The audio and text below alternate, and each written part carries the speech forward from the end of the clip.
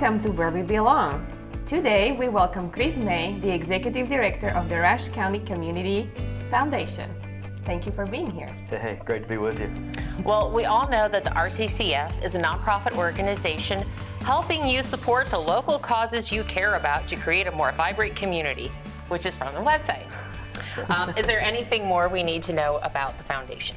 Oh, there's a lot to know about Well, the tell foundation. us all about it. So our mission is to cultivate resources to enhance life in Rush County, which is a fancy way of saying we want to make Rush County a better place to live. I like that. And the work we do, we are a layer in between donors and philanthropists who want to make their community better, and the nonprofit organizations and sometimes government organizations that do those projects and do that work to make life in Rush County better.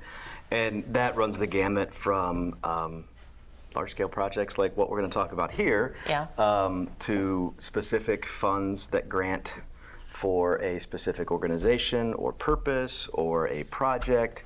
I say we get to do all the heartwarming stuff. We get to help turn dollars and resources into healthier people, happier people, more educated people, more arts and culture opportunities, and on and on and on. And so that's what the RCCF is, and that's why it's a great organization, a great job. That's pretty awesome. I would like that job. We're not trying to steal you. No, I know. Yeah. So we are sitting here today because the foundation was part of this project, but what was your role bringing the Love Community Center into life? So I took this role as Executive Director at RCCF in the midst of this project, still in the planning phase. Elisa Winters was my predecessor and was part of the group with our board that wrote to Lilly Endowment and said, we have this great idea for collaboration, bringing social services under one roof. We've got community buy-in. And so they wrote that grant, and Lilly Endowment said, yes, we love this idea, and here's $5 million, which was the maximum that grant could have awarded, and it was the only maximum grant they gave in that cycle all over the entire state of Indiana. So there was the thought and the planning and the chaos I've heard about that took place prior to that. And then when she transitioned into a statewide role for her next position, I was taking a little bit of a professional sabbatical. I was just kind of living life, hanging out. I'd done some other things professionally. And then this opportunity came available. I'm a Rush County native. I grew up here, went to school here, graduated here. So there's a lot of personal meaning and connection here. And so then when I was fortunate enough to get the job, jump in, and it's still some of the planning phases, the design phases. Most of the funds for construction were pretty well 90-ish% in place, and so the place was going to be built.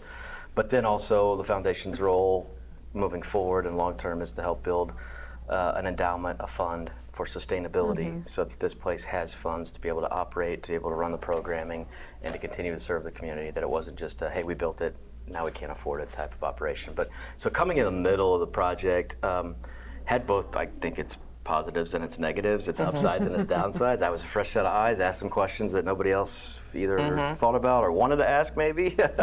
But then also it felt like I was trying to sprint 100 miles an hour to catch up on what everybody else had been thinking about and working on and planning for years at that point. But it's been a thrill. And then to see it go from a blueprint to walking in here when it was still the empty old Walmart building, to seeing what it has turned into, it's goosebumps. It's been very cool. Yeah. To kind of piggyback on that, did you ever have days that you thought, this is never going to happen? No. No? I think there's plenty of outside public pessimism or skepticism or whatever word we want to throw in here. I mean, I remember even when there were dump trucks and excavators and equipment on site doing things, changing and morphing this building into what it was going to become, and there were still people saying it's not going to happen, they don't have the money, it's not realistic, this can't work. But no, personally, I never thought that, because again, I mean, like, from a practical standpoint, the dollars were already secure. there. Yeah. Like it was going to happen. I mean, the concern or the focus was always, on the sustainability side. That we've got to get people who see the wonderful benefits of this place and want to invest in that and make sure that we keep it for generations to come. And I think that took it being open. When it was a blueprint, it was, this sounds great, but this is maybe too nice for Rush County, or I'll believe it when I see it. That's too good for us. Hey, yeah. right? We're, I've just heard that it's before. not. we're calling it as we see it, Yeah, right? I mean, yeah. hey, we're bringing you into the local history here. But I've even had past elected officials from Rush County say, in the planning, I wasn't so sure, and now this is incredible. So yeah, there was a lot of that, but no, I never thought this wasn't going to happen. But it's surpassed my expectations, and how awesome and amazing and fantastic it is. I'm gonna jump in here. How did you find such an amazing director for this place? Is this where we're going to blooper reel? Off script.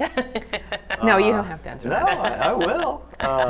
We're extremely honored to have Susanna, who's doing an incredible job, who will take no credit, fell in our lap. It's that's one of those things. You talk about, like, did you ever think this wasn't going to happen?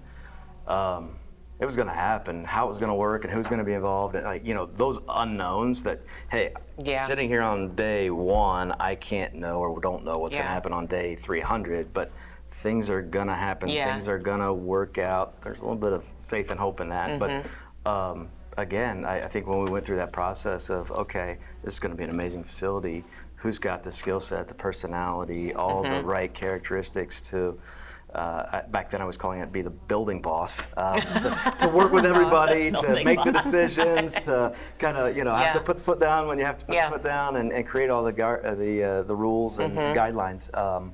So no, we're incredibly fortunate that Z was in the community, and Z had that skill set and has that skill set, and a big personal thank you and, appreciation for what you've done here. Yeah, it's been a pleasure. And don't say that in past tense. It is a pleasure. It is. Going to continue to be. Yes, it is a pleasure. So, as the director of the Rush County Community Foundation, what's the best part of your job? I maybe touched on it in the introduction of just we do the heartwarming, and I guess I back up. We don't do a lot of the work. We're not trying to take credit there, but we're involved in some really heartwarming either projects or grants or initiatives. If I start rattling them off, I'll lose track of all of them. But the nature of what we do is that, so first of all, I guess I would say we see the generosity of donors. Okay, so obviously you can have great ideas and, hey, this would be really cool, but bottom line, without funds, you can't go out and do those sorts of things. So on that side of it, again, we have countless examples of, we have somebody I refer to that donates again and again and again and again at sizable levels, that wants nobody to know who they are, wants no attention, doesn't want their name on anything, and those gifts are helping make all kinds of cool things happen with kids, with adults, seniors, people of need, fill in the blank. You say it, any demographic, that person's generosity is helping fund those types of things in Rush County. And I think we have a number of funds that make grants into the education world. So for instance, we have the Workman Fund. Alex Workman was a young man who had autism, unfortunately passed away, and his family wanted to set something up that provided funds to benefit kids with autism. And so every year teachers have an ability to apply for whatever it may be to help work with those kids, give them the same educational opportunities that they deserve, that other kids have as well. And again, I could go on and on and on and on. A personal favorite of mine, given my background, I'm huge on sports and the benefit of sports involvement. Go sports. I love education. It's not more important than education, but I love sports. And so we also have the Bob Priddy Fund, which was started by Debbie Priddy, his daughter, and Christy Love, who has been a big monumental part of this place. And it was to help families of need on fees and equipment for youth sports. You know, we're not talking about like the travel and all the. No. It's giving kids. Yeah. You know, a baseball glove, or they can't afford Cleats. the football Cleats. league Yeah. fee, or the Yep. whatever that is. So we've done a lot of that in the last 3 years of just giving a kid a chance to be a part of a team, because that's such a cool dynamic. And then Yeah. again, athleticism or athletics, and the physical benefit, and also community spirit and buy-in Yeah. when you're part of a team that represents a school. Yeah. Again, I could go on and on and on and on about grants, but that heartwarming side of things, how we work in a process to help people and to improve Rush County, is what makes you jump out of bed every morning. Yeah. Yeah. You mentioned Christy Love. At the grand opening of the Love Community Center back in March 2020. Picture it, March 2025. It seemed very personal to you when you were introducing them. What did that mean to you? It still What was is. that moment like? It still is. I don't know. It's hard to explain, other than saying it really felt like, again, at that point, grand opening, first day this place is going to be open to the public. I mean, Jay and Christy believed in this place. They saw it. They understood what it was going to be about. It felt like at that point, you're trying to project, here's what's going to happen, here's how it's going to work, here's why it's going to be great, here's going to be the benefits. And some people, it takes that, that convincing, or that relaying that story, and other people are like, I get it right away. And they got it. They had the resources to help us in a huge way. And I'm pleased to say, and I've talked to Jay about this. Jay has told me now, since this place has been open a year and a half, philanthropically, this is the best thing they've ever been a part of. And they've been a part of a lot of organizations and a lot of projects, and at a big level. And it was the culmination of excitement and what this place has become, and people who believe in the cause, who get it, and want to see it succeed. Teary-eyed. I know. I was like, okay, ask an easy one. Ask an easy question. Let's talk about some fun stuff. So what do you like to do in your free time? Free time, what's that? Right? No. What do I like to do in my free time? So in warm weather months, I like to piddle in my garden. I'm not an expert gardener. I don't grow the biggest tomatoes. I don't grow the best anything. I find that's a great, de-stressor. Like weekday, go home, get your hands and feet dirty, and get in the weeds. And I don't know. There's just grounding. There's that scientific thing of grounding, but there's just something of that's a great way to kind of detach and wind down from the day. I have a Jeep that I love to ride and drive this time of the year. I call it my wind therapy. Same effect. I go home and all of a sudden the stress is off my shoulders and everything's great. I love sports. Maybe not quite as much as I used to, but I do love sports. During the winters, I've been part of the radio. What's your favorite sport? My favorite sport, without question, is basketball. I love round ball. There's a whole lot there. During the winters, I've been a part of the radio broadcast team for the Rushville boys basketball games, and cool. I love going to the football games, the girls' games, baseball games, anything. High school sports, I think, is great. I love music. I go to a lot of concerts. So there's a little bit about me. Did I leave anything out? Well, yeah, because my question is, anybody that sits in the interview seat, big question, what's your favorite breakfast? Yeah. Wow. I know, this is a lot of It is a insight. really I hard know. question. I don't know if I can narrow it down. I love breakfast foods. I would eat breakfast foods for lunch, for dinner, year round. Yeah. I love blueberries. So like a really good blueberry waffle, or maybe blueberry pancakes, or actually, so I found there's this sugar-free blueberry syrup that's at Jungle Gyms in Cincinnati Yeah. that I love. So I make road trips to Cincinnati and buy Just for that. buy it by the handfuls. There you and go. I've got it year-round. So I'd say, yeah, a blueberry There you go. breakfast, something Blueberry there breakfast. is what I love. Sounds good. That does sound good. Yeah. Yeah. Yeah. So you worked in Newcastle, and you also are working in Rushville. Why is Rushville so much better? So much better than Newcastle? Because it's my hometown. It's where I grew up. Because I get to work with people I've known all my life, like literally people I've known since I was an infant.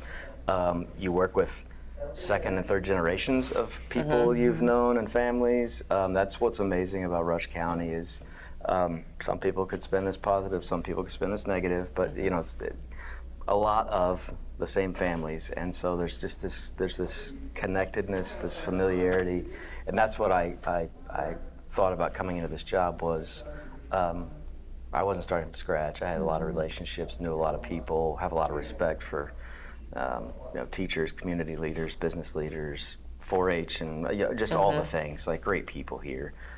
So yeah, it's that's what I say. Like I've got the greatest job in the world. I thought I used to have the greatest job in the world in Newcastle, and it was super cool.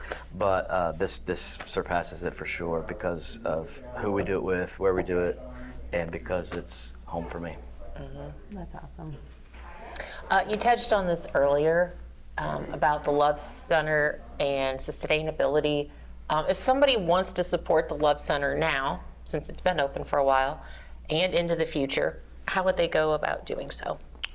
Yeah, we're happy to take those calls, those emails, have those conversations. I'm sure Z will help connect. and she's great at the red carpet tour and everything that's going on here. But so again, the Love family, and it even goes back to Christy, Kyle Love's mother, Wilma Jo Kyle, who set up the Schroeder Fund, and those were her parents. So we've got 3 generations of this family now. So the Schroeder family, Ebert and Bessie, that's the endowed fund that's to sustain this place, was set up by Wilma Jo.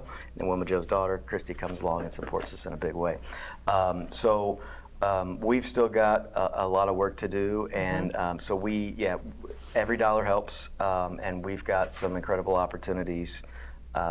If people are interested in a part of the building, in a name, in a room, or any of those sorts of things, that's something we're really getting into here to push, because I think now people have seen how great this is. They've seen the impact of every age, every socioeconomic level. Like this is the broadest impact you could make in Rush County is this project here. Yeah. And so now people see the benefits and want to make sure, I want this to be around not just for their lifetime, their kids' lifetime, their grandkids' lifetime, and that's the important part. Is the dollars are here to build it. Now we've got to keep it running. We've got to be able to let the library do their programming and fitness do their programming, and the senior center and the food pantry in Westminster and so on. And so that does take dollars. But the beauty of what we do as a foundation and endowment building, those dollars go in, they always stay there, and they grow, and they pay out dollars to support the project. So in a small mathematical example, $1,000 in ends up paying out far more than $1,000 to this project over a period of time, and it does it year after year after year after year. It's not you give $1,000, $1,000 gets spent this week, and next week we're back saying we need another $1,000. Yeah. So that the power of endowment building, which is what the foundation is all about, is really crucial into how we're going to get the fund here that says, hey, this place is stable, it's good. They're going to be able to replace a window, they're going to be able to replace the HVAC, whatever that's going to be down the road, because those things are going to happen. The library, as a library, not part of the Love Center, but just as a library, is a recipient of an endowment fund, a few of them, and they are transformative. So I cannot stress as an organization how important that is. Yeah, and we have over 200 funds at the foundation, be them scholarships or going to a designated agency or a field of interest. Or an unrestricted, just whatever the community needs. But yeah, that endowment, the power of that, these organizations, these nonprofits, they need dollars on an ongoing, operating basis. But through an endowment, that money again grows and grows and grows. Those payouts grow and grow and grow, and it's for ever. I It's know. not going to stop, and it's, knock on wood, not going to go down or not very much. I mean, it'll fluctuate with investment markets a little bit, but it is a predictable, reliable, valuable source of funds for these types of organizations. I called the RCCF twice in my first 5 years just to like, are you sure this is something I can guarantee? Yeah. Well, for how long? For life. Forever. Okay. And then like a couple of years later, I'm like, that can't be right. So I called again. Are you sure? Yeah. And that's I mean, we talk about the the fun of the job, or what I love about the job, but educating people that aren't familiar with what is a community foundation, what is an endowment, how does that work. The math is really powerful. Oh, yeah. Absolutely. I give this example a lot, but there was a fund started about 30 to 35 years ago, and it started with $500,000, which is a lot of money today and was a lot of money back then for sure. The math is scalable here, but we have a fund that started with $500,000 in the mid-1990s. Fast forward 40 years later, is that 40 years? 30 years, I'm sorry. It has granted out over $1 million going out of, and this is a scholarship, and the 500 has grown to almost 1.5 million. Yeah. So 500 has essentially turned into 2.5 million if given enough time. Yeah. And that's the same thing. That's every fund, whether it's a $5,000, $5 million, the math scales, but it perpetually, and that's what we try to appeal to donors, is that if you want your gift to outlive you, an endowment literally outlives you, and whatever you put in, it's going to pay out far more than you put in over a long period of time. And when people get that impact, and that makes sense. That's a real motive to start a fund or to help contribute to what we're doing at RCCF. And there is an important message that we need to repeat, that even like some people might think that they don't have enough funds available to become a donor, and I think anyone can become a donor and be part of this amazing work that you do for the community, because every dollar counts, right? Absolutely. We have people who donate $5 per paycheck. Right. We have people who donate $10, $25, $50 per month. Every bit counts, and the same math, your $5 is going to end up paying out a lot more than $5 down the road and help grow the funds and support projects. So yes, you don't have to just be a millionaire or just have a big bank account. That's the great thing about philanthropy. It can be done at every level and every dollar amount, and it still makes an impact, and it can help kids, it can help seniors, it can help education, it can help arts and culture, it can help public safety, we haven't talked a lot about, but volunteer fire departments and police and fire services. In every sort of way, we can make life in Rush County better, but it takes help and takes contributions. You touch everyone in the community. You do. Yeah, I mean, we could. I mean, In one way or every another. township and Yes. every age group. We early learning and is a focus of ours. We have First Five and Erica Marlette, so that's birth to age 5, and that's about the Dolly Parton Imagination Library, getting kids to read. And I know they've worked with you on 1,000 Books Before Kindergarten, and so the senior center, they benefit from multiple funds, and they're a part of this project. Food pantry. Again, I start naming entities of funds, I leave people out, but food insecurity, not just in Rushville, there's also a food pantry in Milroy that helps serve people. We have funds for churches and cemeteries. People don't necessarily think about that, but cemeteries, they have to cut the grass, they have to maintain things, they've got a fence that a truck ran into, insurance doesn't cover it, so on and so forth. So we have a lot of church funds and cemetery funds as well. So yes, it's, when you say touches everybody in Rush County, it's hard to imagine a scenario of a part of the county geographically or a group of people that haven't interacted with, benefited from, dealt with foundation funds and keeping life in Rush County great. I have a feeling we need to have Chris back to talk about his second best job ever, and also go in depth maybe about these funds and how people can get involved with you. You know how to get me. I know. I know how to talk. We can do that. But I think before we end this, is there anything else that the Rush County Community Foundation has up and coming or currently doing that you would like to point out or share with the community?